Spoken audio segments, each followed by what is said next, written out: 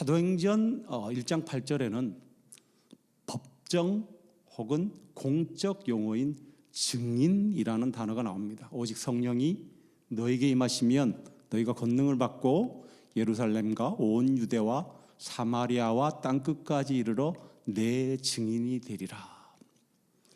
증인의 사전적 의미는 어떤 사실이나 사안에 대하여 그것을 증명하는 사람이라고 합니다. 그리고 다른 말로는 목격자라고도 합니다. 증인은 거짓으로 증언하면 위증죄로 고발되기 때문에 처벌을 받기 때문에 증언을 하기 전에 증인 선서를 하죠. 여기서 내 증인이 되리라는 것은 예수님을 위해 증명할 사람이 될 것이라는 그런 의미입니다. 이 증인이라는 단어는 헬라어 말티스이고요. 그리고 이 단어에서 영어 마터라는 순교자가 생겨났습니다. 이것은 초대교회 당시에 예수 그리스도를 믿고 전파하는 사람, 곧 증인 말티스는 순교를 각오해야 함을 가늠할 수 있는 말이기도 하죠. 사도행전 9장에서 우리가 보듯이 사울이 예수를 믿는 사람을 잡으려고 다메섹으로 가다가 주님을 만나 회심한 사건에서 당시 예수를 믿는다는 것은 순교와 직결되는 일임을 알 수 있습니다. 제가 참 은혜롭게 감사하게 읽은 책이 한 권 있습니다. 그것은 현대 기독교 지성을 대표하는 복음주의 선교학자이시며 저술가 그리고 20세기 최고의 설교자 가운데 한 분인 존 스토트 목사님이 쓰신 존 스토트 목사님이 쓰시지 않고 그의 제자 되시는 크리스토퍼 라이퍼라는 분이 쓰셨는데 거기에 한 페이지에 이제 그 칼럼을 넣으셨습니다. 근데 이분이 하나님 선교의 가장 큰 걸림돌은 교회 밖이 아니라 교회 안에 있다고 주장하면서 아까 말씀드린 대로 크리스토퍼 라이트 목사가 쓴 책 하나님 백성의 선교에서 다음과 같이 말하는데 한번 여러분 들어보시죠. 굉장히 의미 있는 말씀을 합니다. 예수 그리스도가 재판을 받으신다. 그러나 이번에는 본디오 빌라도 법정이 아니고 온 세상의 공개 법정이다. 성경적 언어로 세속적인 불경한 비기독교 사회를 의미하는 세상이 재판관 역할을 맡는다. 세상은 예수님을 재판하는 재판관 역할을 맡는다는 거죠. 세상은 끊임없이 예수님을 판단하여 갖가지 의견을 그분에게 쏟아놓는다. 마귀는 추악한 거짓말로 그분을 고발하고 거짓 증인들을 수백 명씩 소환한다. 성령, 즉 보혜사라고 하는 파라클레토스는 곧 변호인으로서 그 변호의 주장을 뒷받침하기 위해서 예수 믿는 우리를 바로 이 증인으로 소환한다는 거죠. 증인으로 소환하신다. 기독교 설교가들은 예수 그리스도를 위해 그분을 변호하고 옹호하며 세상이 판결을 내리기에 앞서 반드시 듣고 고려해야 할 증거를 법정으로 가져옴으로써 예수님 편에서 증언하는 특권을 부여받는다. 세상의 반대에 부딪힐 때 그리스도인들은 어떻게 반응해야 하는가? 그는이란 것은 그리스도인입니다. 그리스도인들은 결코 보복하지 않는다. 자기 연민에 빠져 상처만 어루만지고 있지도 않는다. 비위에 거슬리는 세상을 증오를 피해 비위에 거슬리는 세상의 증오를 피해 안전하고 격리된 은신처로 숨어들지도 않는다. 오히려 그는 담대히 성령의 능력으로 예수 그리스도의 증인으로 세상 앞에 나설 것이다. 세상이 여기 있으니 겉으로는 때로 무심하고 냉담하지만 속으로는 지극히 반역적이고 공격적이다. 그들이 세상 사람들입니다. 세상 사람들이 어떻게 듣고 회개하고 고백하고 믿을 것인가? 그들이 어떻게 그들 앞에서 재판을 받고 있는 예수님에게 호의적인 판결을 내릴 것인가? 그 답은 바로 예수 믿는 우리의 증언을 통해서이다. 교회가 그리스도를 증거해야 하는 이유는 그리스도를 믿지 않는 세상의 반대 때문이다. 제가 이 책을 읽은 후에 일을 하면서 삶의 현장에서 공적 광장이란 것은 여러 층의 사람들이 와서 같이 일을 하는 곳인데 그곳에서 내가 증인된 삶을 과연 살고 있는가? 많은 사람들이 속으로는, 겉으로는 표현을 안 해도 속으로 기독교에 대해서, 예수 믿는 사람들에 대해서 많이 비판하고 판단하고 하는데 과연 나는 그들 앞에서 예수님을 증언하는 그런 삶을 살고 있는가를 많이 생각해 보게 되었습니다. 오늘 함께 봉독한 본문을 통해서 예수님께서는 우리에게 무슨 말씀을 하시고 무슨 뜻을 전하고자 하는지 한번 살펴보도록 하겠습니다. 예수께서 길을 가시다가 날때부터 맹인된 한 사람을 보게 되죠. 제자들은 그가 누구의 죄 때문에 소경이 되었는지를 예수님께 묻습니다. 그 아버지 때문입니까? 그 부모 때문입니까? 아니면 자기 자신의 죄 때문입니까?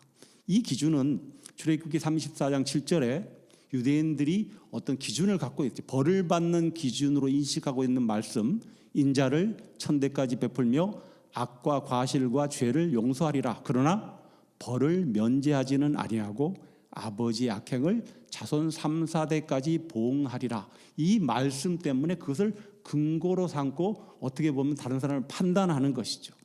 그러나 주님께서는 제자들의 물음에 그 자신이나 그 부모의 죄가 아니라 그에게서 하나님이 하시고자 하는 일을 나타내시기 위함이라고 대답하십니다.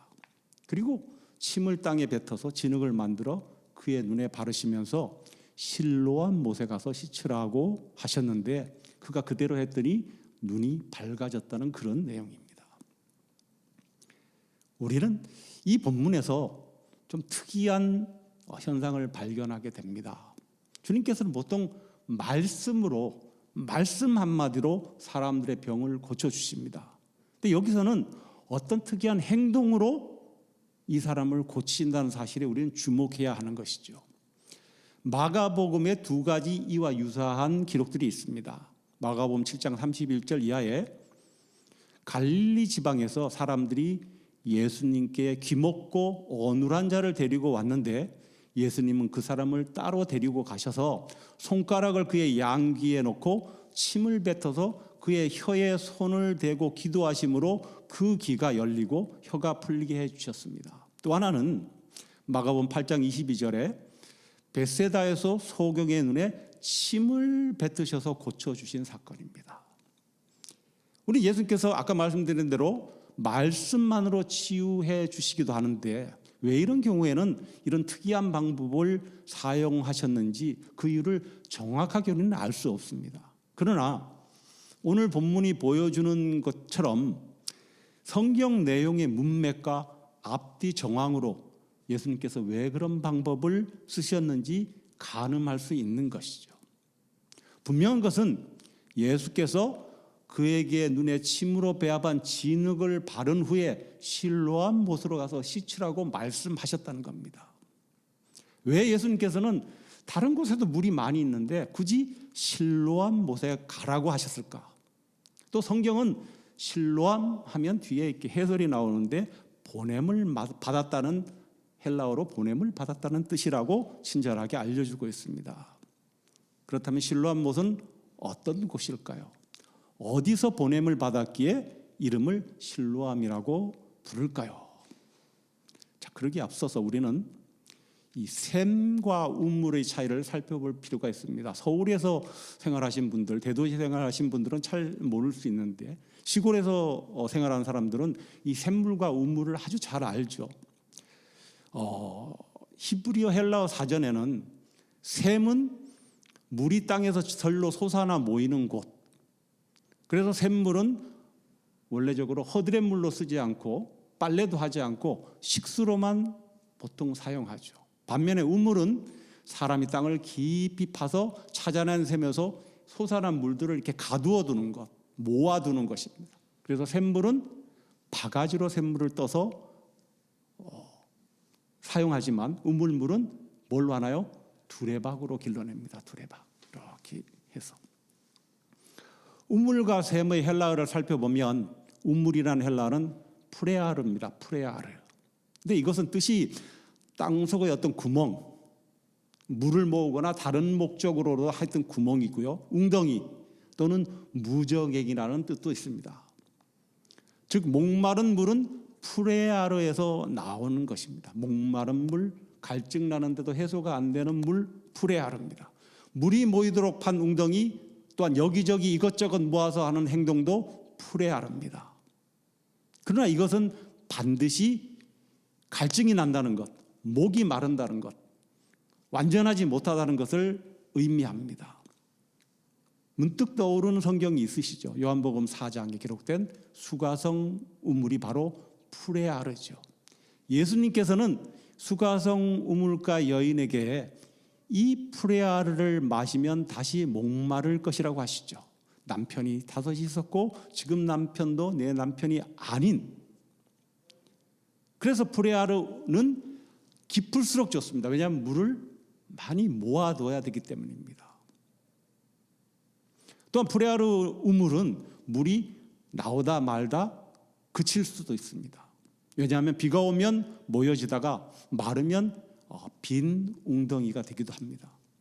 창세기 37장에서 요셉이 형들에 의해 감금된 것도 바로 이 물이 없던 프레아르였습니다. 우물이었습니다.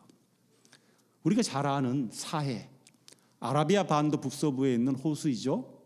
사해라고 부르는 이유는 이 호수가 죽은 바다라는 의미인데 물을 받아들이기만 하고 내보내질 않아서 생물이 살 수 없는 죽은 물, 곧 사해가 되었다고 합니다. 자, 그렇다면 샘을 뜻하는 헬라어 페게, 이 페게는 무슨 뜻일까요? 헬라어 스트롱 사전에 따르면 분출한다는 뜻을 갖습니다. 그래서 샘, 어떤 근원, 공급원이라는 뜻을 갖습니다. 이 페게는 물샘 또는 원천을 의미합니다. 가뭄이 들어도 좀처럼 물이 마르지 않는 것을 의미하는 것이죠. 아까 살펴본 요한복음 4장 14절에 예수님이 여인에게 말씀하신 영생하도록 솟아나는 샘물이 바로 페게입니다. 내가 주는 물을 마시는 자는 영원히 목마르지 아니하리니 내가 주는 물은 그 속에서 영생하도록 솟아나는 샘물이 되리라. 그 샘물이 바로 페게입니다. 자, 우리가 샘과 우물의 차이를 기억하면서 살펴보길 원합니다. 예루살렘 동쪽 구릉, 즉 다윗성의 바로 밑에 있던 기드론 골짜기에 기혼이라는 샘이 있었습니다. 샘이니까 페게겠죠.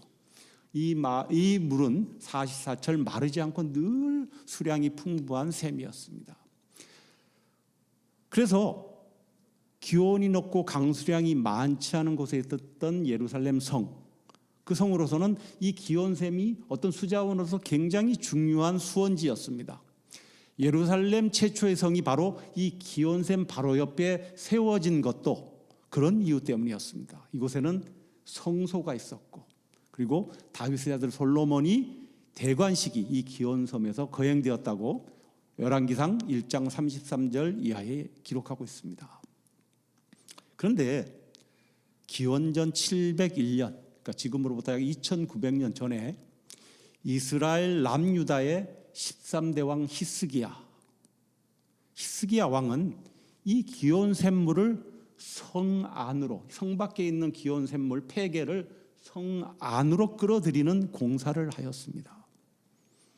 그 이유는 그 당시에 세계를 패권을 잡고 있던 우리가 아수르라고 성경에 있고 세계사 시간에 배울 때는 아시리아라고 배운 그 나라 산헤립 왕이 예루살렘을 침공하려고 하자 기온샘에서부터, 성 밖에 있는 기온샘에서 티로포에온이라는 계곡에 위치한 실로암까지 수로를 만들어서 그 물을 성벽 안으로 흐르게 하는 공사를 하였습니다.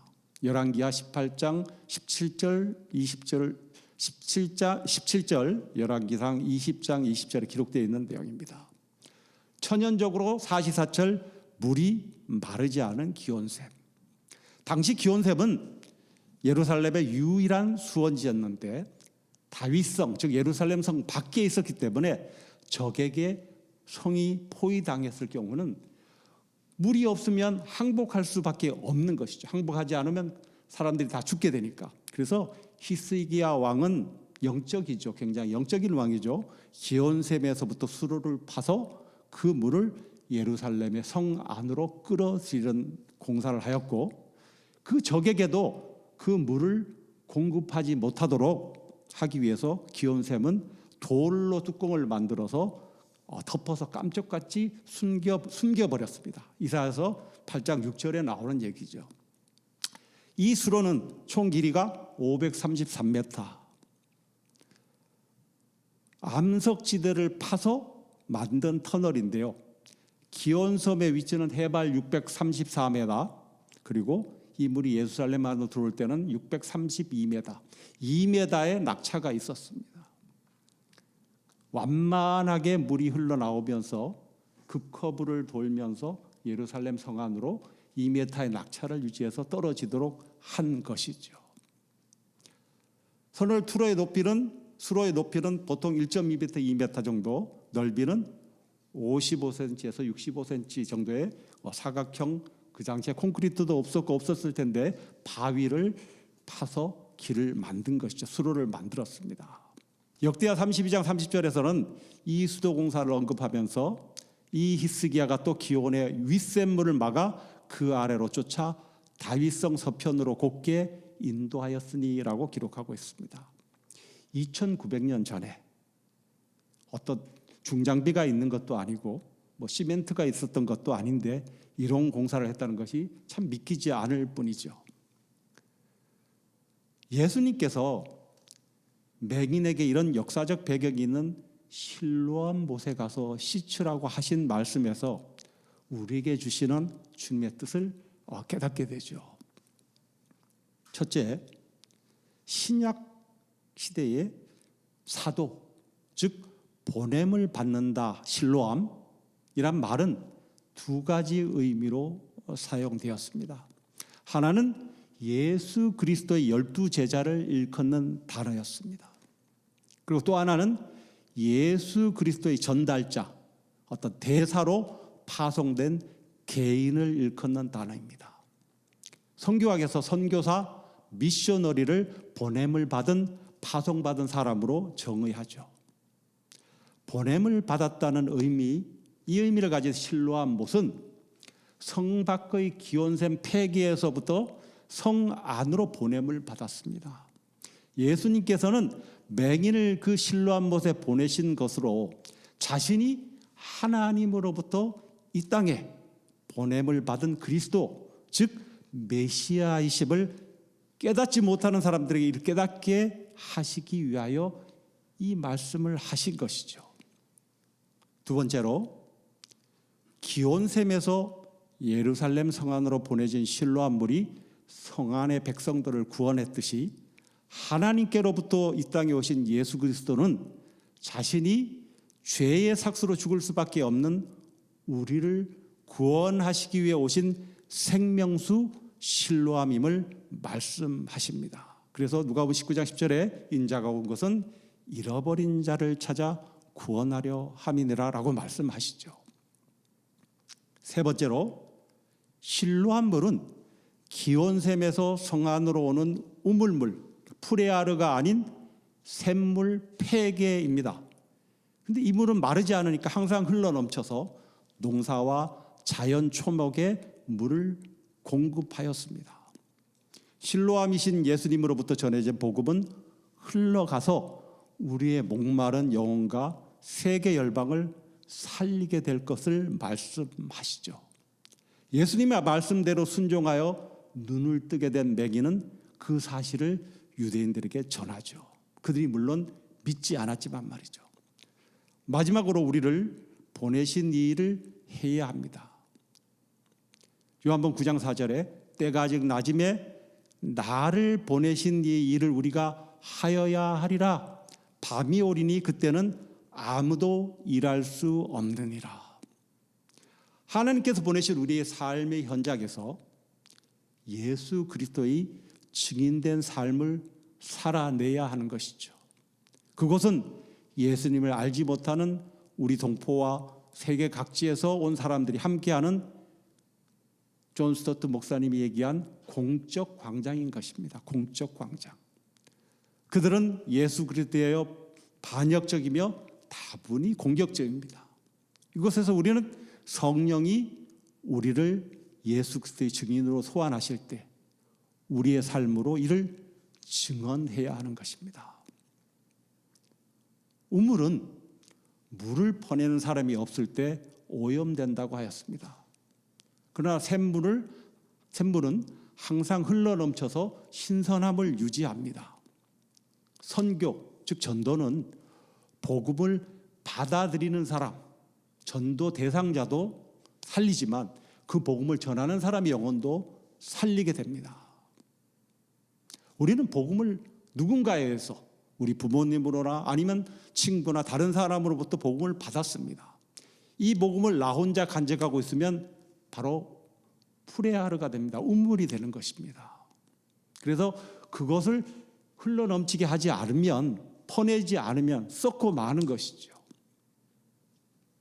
복음이 나로부터 흘러넘쳐서 전해질 때, 즉 폐계가 될 때, 샘물이 될 때 전하는 우리 자신의 영혼도 살아나게 된다는 말씀이죠. 실제로 우리가 복음을 전할 때, 즉 그동안 마음속에만 담고 있었던 복음을 우리 삶으로 전하게 될 때 우리는 우리의 삶을 돌아보게 되고 삶 속에서 하나님의 자녀임을 의식하는 행동하는 신앙인이 될 수 있습니다.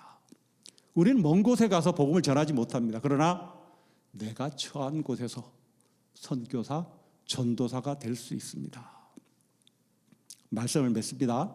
사도 바울은 로마서 10장 13절에서 15절에 우리가 전도자가 되어서 이 아름다운 소식을 전하는 일에 동참하도록 이렇게 우리를 권면하고 있습니다. 누구든지 주의 이름을 부른 자는 구원을 얻으리라.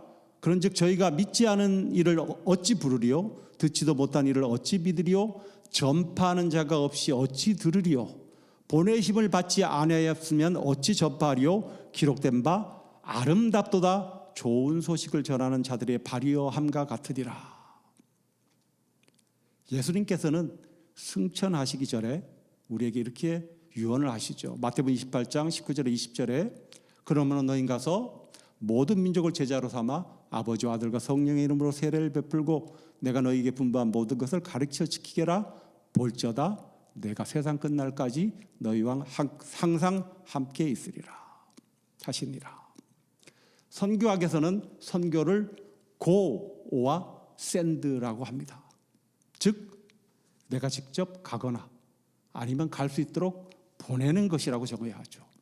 여기서 보낸다는 것은 기도로, 재정으로 선교 사역을 할 수 있도록 후원하는 것을 말하죠. 오늘날 세계는 뭐 다 잘 알다시피 글로벌화되어서 인터넷으로 온 세계가 하나가 되었습니다.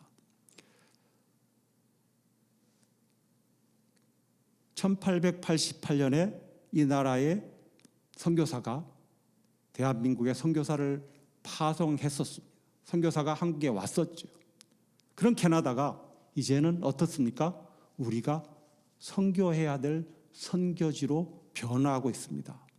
주님께서는 자신이 우리에게 오셨듯이 우리도 가라 혹은 보내라고 말씀하십니다. 어디로 가야 할까요? 우리는 먼 타국으로 가지 못한다 하더라도 믿지 않는 나의 가족, 공적 광장인 삶의 현장에서 만나는 이웃들에게 전해야 하는 것이죠. 가야 하는 것이죠. 영어가 가능하신 분들은 난민이나 이민자들에게 가야 하는 것이죠.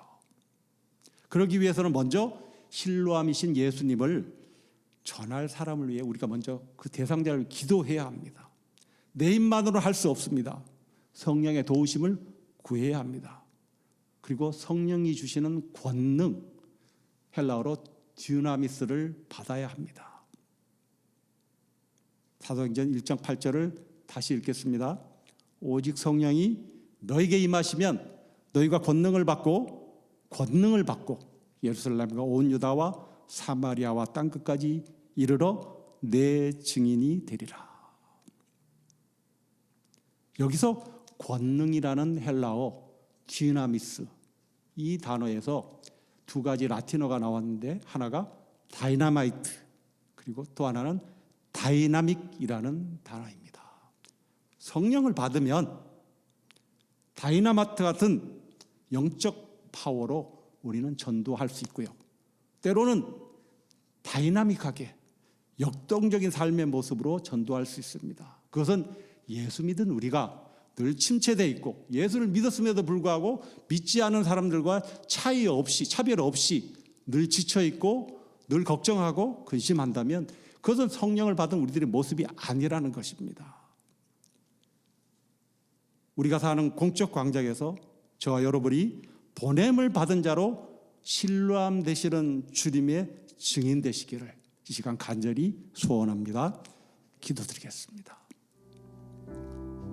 하나님 아버지, 오늘 요한복음에 있는 말씀을 가지고 날 때부터 소경된 날 통해서 예수님이 누구신지, 누구로부터 보냄을 받으셨는지, 또 우리가 어떠한 일을 해야 되는지를 깨닫게 하시니 감사합니다. 할 일 많은 이 세상에 먼저 믿은 저희들이 예수 그리스도의 자녀로 하나님 주신 권능을 힘입어서 우리가 살고 있는 공적 광장에서 함께 있는 이웃들에게 우리의 삶으로 신뢰함 되시는 예수님, 구원자 되시는 예수님, 영원히 목마르지 않는 폐계가 되시는 샘이 되시는 그 예수 그리스도를 전할 수 있는 저희들 되게 하시고, 그걸 전함으로 말미암아 우리의 삶도 소생되고 회복되고 그 믿음이 더욱 깊어지는 저희들 되게 하여 주시옵소서. 주실 말씀 감사하고 예수님 이름으로 기도합니다. 아멘.